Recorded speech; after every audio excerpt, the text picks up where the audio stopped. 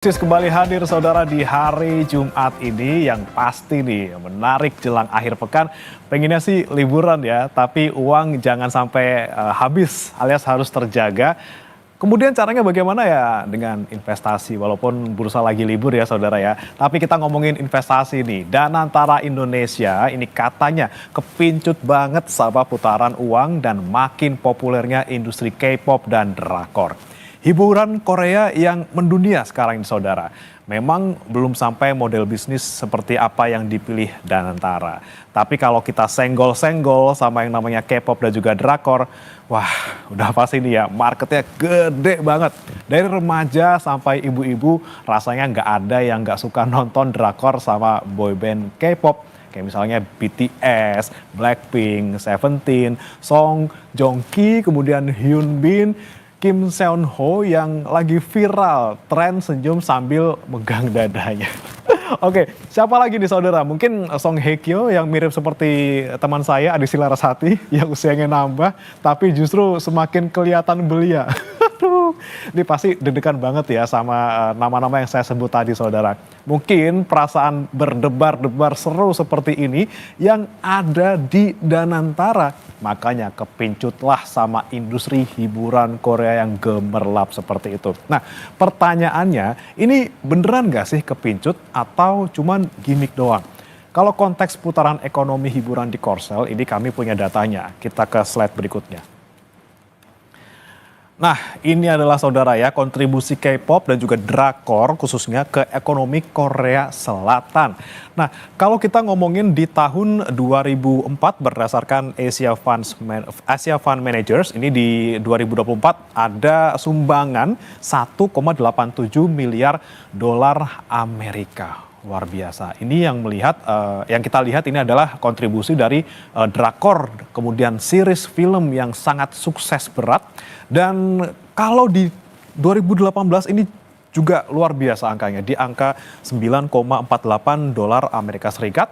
Kemudian, nah ke 2019 ini tahun dimana sangat berat bagi seluruh dunia termasuk Indonesia. Tapi kalau di Korea Selatan saudara, di tahun 2019 lagi COVID-19 itu malah segini angkanya 12,3 miliar dolar Amerika. Luar biasa. Kemudian di tahun 2022 ini pasca COVID pun ternyata angkanya meningkat tipis gitu ya di 12,45 miliar dolar Amerika. Ini kalau misalnya kita konversi saudara ke rupiah itu nilainya bisa lebih dari 200 triliun rupiah. Nah, bahkan Asia Fund Managers memperkirakan kontribusi K-pop ini mencapai rata-rata 10 miliar dolar Amerika Serikat setiap tahunnya. Misalnya nih, kita kalau ngomongin soal si Bangtan Boys alias BTS, ini nih ya kemarin baru kelar wamil, orang-orang pada heboh gitu ya, kelar wamil gitu kan, akhirnya balik lagi ke dunia entertainment. Dari BTS saja saudara, pundi devisa buat Korea Selatan ini mencapai 5 miliar setiap tahun. Luar biasa. Jadi kita perkirakan ke depan bakal terus melesat juga. Kemudian dari musik saudara, kita ke series film. Yang paling kita tahu mungkin ya itulah ada boneka gede, cewek pakai baju oranye, terus dunggul G gitu ya, Squid Game yang udah mau masuk ke season ketiga. Ini juga jadi pemasukan yang luar biasa karena sukses banget di dunia, kemudian yang nonton banyak banget di aplikasi digital berbayar yang juga bisa menjadi pemasukan negara sekaligus pendapatan ekonomi digital. Kemudian pertanyaannya bagaimana dengan Indonesia? Nah, soal kreativitas kita sebenarnya nggak kalah saudara. Mulai dari musik indie, kemudian fashion clothing, sampai kuliner. Tinggal gimana aja nih negara kita bisa berkompetisi dengan industri kreatif di negara lain. Kemudian siap nggak ya kira-kira investnya sampai ke 1 miliar dolar Amerika Serikat buat industri hiburan musik dan film? Ya kita tunggu saja. Tapi kalau kita ngomongin soal tadi saudara, selebritas-selebritas di dunia Korean Wave gitu ya.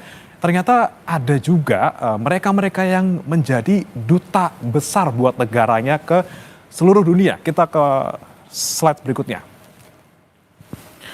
Ini dia nih ya, BTS, bukan behind the scene ya, BTS. Ini salah satu yang bisa kita anggap sebagai tren Korea yang sangat mengglobal. Luar biasa ini pengaruhnya dari mulai musiknya sampai akhirnya saudara BTS ini juga menjadi duta dunia di Perserikatan Bangsa-Bangsa.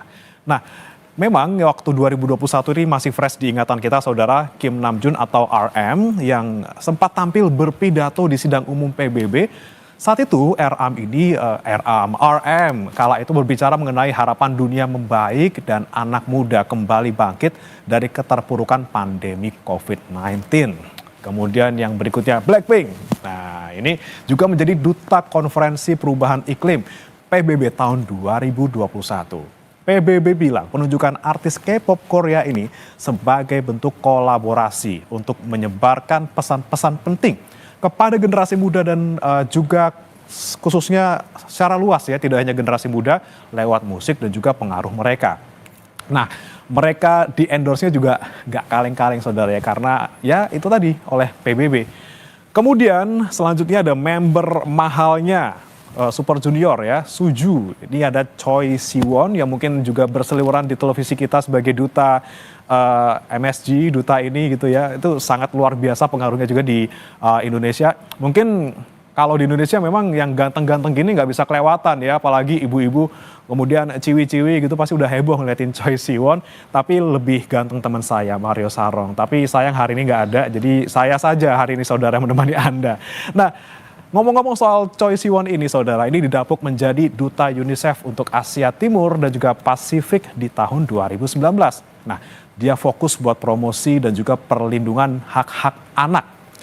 Terus yang terakhir saudara, ada boyband Seventeen. Nah, ini menjadi duta Goodwill Youth Ambassador UNESCO di tahun 2024. Luar biasa. Ini menunjukkan bahwa industri hiburan Korea tidak hanya berkontribusi buat ekonomi negara, tapi juga bisa menjadi alat diplomasi negara. Sekaligus memperkenalkan budaya dan juga kekerenan negara mereka ya di mata dunia.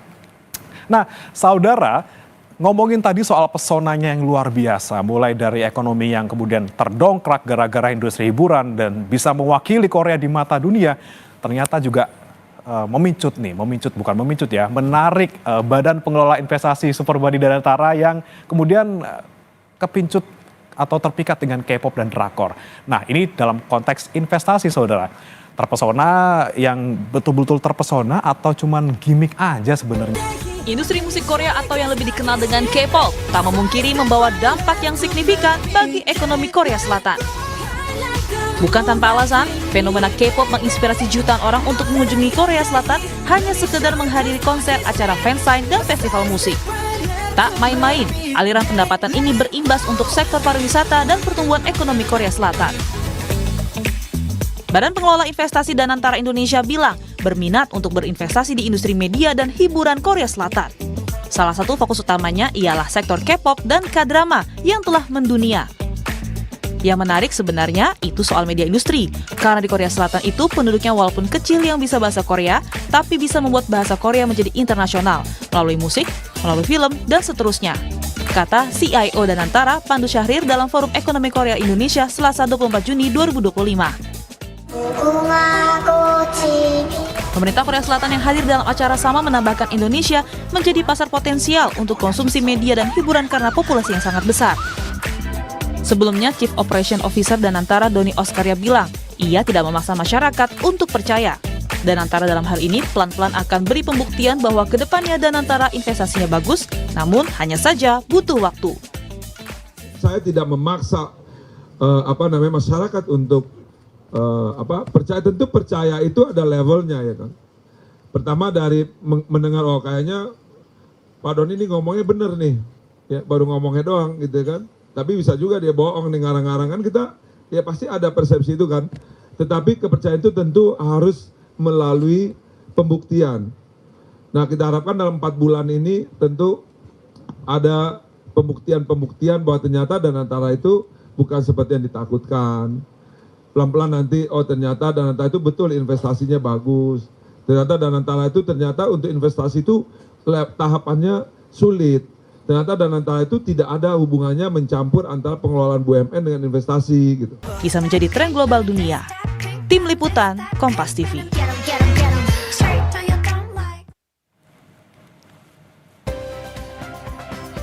Lalu sebenarnya saudara bagaimana potensi investasi dunia K-pop dan drakor di Indonesia? Kita akan bahas bersama dengan peneliti ekonomi Center of Economic and Law Studies atau Celios Jaya Darmawan melalui sambungan daring. Selamat pagi Mas Jaya.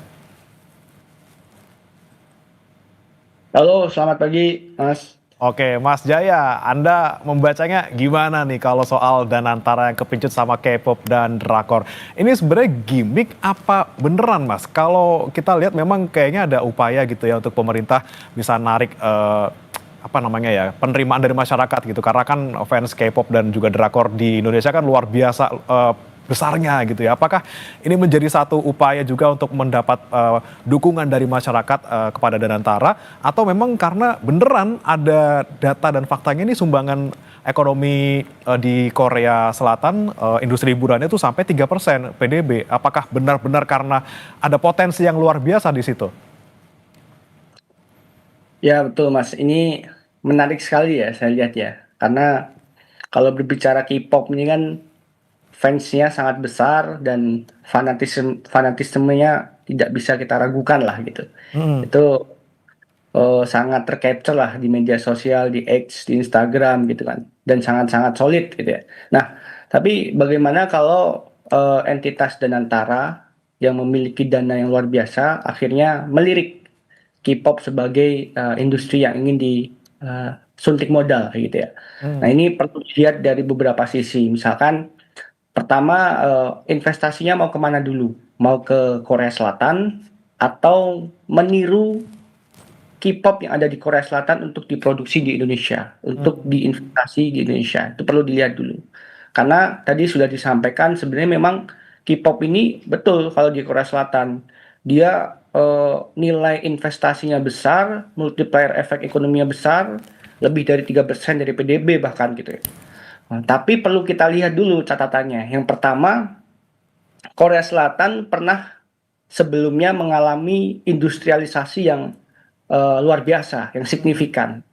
Yang bahkan industrialisasinya mencapai 30% lebih dari persentase sektor usahanya. Jadi secara ekonomi Korea Selatan pernah menjadi negara maju hingga sekarang. Sedangkan Indonesia belum sempat mengalami industrialisasi yang optimal gitu. Bahkan kita sedang mengalami deindustrialisasi. Angka industri pengolahan kita hanya 18% sekian. Jadi perlu dijadikan catatan dulu bahwa backbone ekonomi Korea Selatan itu sudah lebih mantap kayak gitu ya. Yang kedua, kita perlu hati-hati juga melihat K-pop yang ada di Korea karena tren yang terbaru ini ada stagnasi gitu. Ada perlambatan gitu loh. Karena misalkan penjualan album K-pop saja secara ekspor nilainya itu hanya naik 0,5% dari tahun 2023 ke 2024. Terus penjualan album fisik itu juga mengalami stagnasi gitu ya. Bahkan ketika dibandingin 2019 ke 2022 itu naiknya 300%. Dan sekarang hanya 0,5%. Jadi perlu hati-hati pemerintah melihat nilai bisnisnya, melihat situasi pasarnya. Dan saya kira perlu dicek lagi ya gitu. Oke, bisa ke dalam, bisa keluar. Kalaupun misalnya nanti Danantara tertarik untuk invest ke Korea Selatan gitu, Mas Jaya, bentuknya kayak gimana sih? Apakah kita nanti suntik modal ke agensi-agensi atau seperti apa sebenarnya yang kira-kira bisa dilakukan oleh Danantara? Ya, memang kalau dilihat kebanyakan yang memegang operasi bisnisnya adalah agensi-agensi ya gitu ya. Ada 4 agensi besar gitu ya. Yang paling realistis kalau memang ini bukan gimmick ya pasti adalah investasi di 4 agensi besar gitu. Daripada harus membuat entitas baru masuk ke Korea Selatan yang sebenarnya lagi-lagi industri musik, industri kreatif di Korea Selatan itu udah sangat maju karena tadi backbone ekonominya sudah maju, sehingga akhirnya ketika meng-create industri Korea Selatan di sektor kreatif, di musik, di seni itu akhirnya juga memiliki nilai profesionalitas yang sangat tinggi. Nah, ini saya kira yang menjadi PR kita ya, bagaimana akhirnya Indonesia sebagai sebuah entitas bisnis melalui Danantara itu investasi di Korea Selatan. Oke, let's say memang di luar kita akan investnya langsung ke agensinya. Nah, kalau tadi Mas Jaya bilang ada kemungkinan juga kita membuat industri hiburan kita jadi mirip K-pop gitu ya. Kata Danantara juga mereka ingin belajar gitu bagaimana caranya budaya mereka bisa diangkat dan juga dikomersialisasi sebegitu luasnya ataupun sebegitu besarnya. Nah, Anda melihat industri hiburan dalam negeri seperti apa, Mas? Kalau kita lihat mungkin sinetron kita dan juga musik kita tuh kayaknya udah laku banget di Malaysia. Ini paling nggak apakah bisa jadi model kita juga? Kita punya potensi juga untuk mengembangkan industri hiburan kita di dalam negeri mirip-mirip dengan yang ada di Korea. Ya, ini menarik sekali karena saya kira Indonesia punya potensi yang besar ya, tidak hanya dari yang ada di TV, misalkan sinetron, atau yang ada di layar film, kayak gitu. Karena belakangan film-film Indonesia juga cukup banyak lebih ditonton oleh penonton domestik gitu ya. Dan beberapa juga mendapatkan penghargaan di luar negeri. Saya kira potensi ini, saya kira kinerja ini perlu dijaga dan perlu didukung oleh pemerintah. Karena beberapa hal misalkan terkait dengan tiket konser gitu ya. Tiket konser ini Indonesia relatif sangat mahal dibandingkan dengan kemampuan daya beli masyarakat kita. Jadi pemerintah perlu hadir di situ, misalkan memberikan insentif pajak, memberikan kemudahan regulasi sehingga harganya bisa ditekan atau ada kolaborasi dengan Danantara atau BUMN. Nah, ini saya kira bisa dilakukan. Yang kedua, Mas, kalau kita lihat di Yogyakarta saja ada namanya Art Job gitu. Ini adalah inisiatif pameran seni yang dilakukan oleh para pelaku seni di Yogyakarta dan di Indonesia. Dan dilakukan banyak oleh UMKM, kebanyakan pegiatnya adalah UMKM, itu bisa memutarkan ekonomi hingga 5 triliun. Nah, poinnya apa? Ini dilakukan oleh UMKM. Inisiatifnya berasal dari UMKM. Apakah Danantara akhirnya mau berkolaborasi atau malah menggantikan? Ini yang perlu ditanyakan kepada para officer Danantara. Oke, baik. Ini kan kemudian kalau kita ngomongin soal industri hiburan, industri kreatif gitu ya, mungkin kan tidak menjadi ataupun belum jadi prioritas di berbagai negara termasuk Indonesia juga belum jadi prioritas gitu ya, Mas Jaya. Tapi kalau misalnya nih, kita ke pertanyaan awal lagi, apakah memang Danantara ini perlu untuk masuk ke investasi di industri hiburan? Apakah mungkin ada yang lainnya, investasi di bidang lainnya misalnya Mas, yang lebih penting ataupun lebih bisa menghasilkan keuntungan buat negara kita? Ya, benar Mas. Tadi kan memang ada potensi gimmick gitu ya, karena kan Danantara sebenarnya sudah menentukan beberapa sektor prioritas ya, terutama di industri manufaktur, terkait EV gitu kan. Ada terkait dengan hilirisasi, terutama di sektor mineral gitu, dan batu bara. Lalu ada juga di sektor food estate. Nah, ini kan beberapa sektor yang akan digarap atau menjadi andalan dari Danantara. Apakah K-pop, apakah industri kreatif ini hanya menjadi daya tarik saja untuk menarik atensi publik, untuk mendapatkan feedback positif dari publik kepada Danantara? Karena kita masih melihat Danantara ini masih belum clear peta jalannya, belum clear secara kelembagaan juga. Nah, maka dari itu kita lihat aja gitu. Sebenarnya apa sih potensi terbesar dari Indonesia ini? Apakah industri kreatifnya atau industri yang lain? Saya kira Indonesia memiliki potensi di sektor energi terbarukan. Karena belakangan ini kan karena konflik perang kemarin juga Mas antara Iran dan Israel, sebenarnya resiliensi ketahanan energi kita diuji.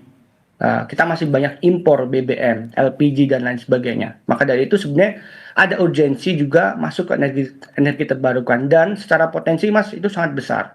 Terutama ketika investasinya itu fokus pada energi terbarukan di solar panel, di angin gitu kan, termasuk di mikrohidro ketika mengkolaborasi dengan para usaha mikro dan komunitas di desa-desa. Kita memiliki 80.000 desa. Kita memiliki potensi yang sangat besar karena banyak desa juga yang berdekatan dengan pertanian, kehutanan, dan perkebunan. Itu juga bisa dimanfaatkan.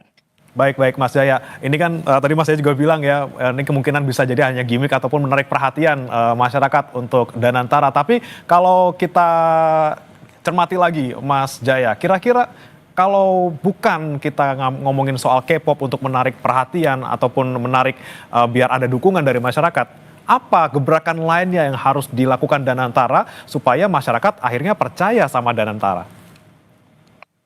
Ya, tadi saya kira bagaimana memunculkan peta jalan gitu ya, peta jalan yang clear dan harus transparan gitu. Jangan hanya dari diskusi yang disampaikan ke media, tapi buat platform yang di situ. Supaya masyarakat paling nggak ngerti ini Danantara maunya apa, kemudian juga fokus ke industri yang lebih prioritas dibandingkan industri hiburan ya Mas ya. Terima kasih Mas Jaya sudah bergabung bersama kami di Kompas Bisnis. Selamat pagi. Selamat pagi.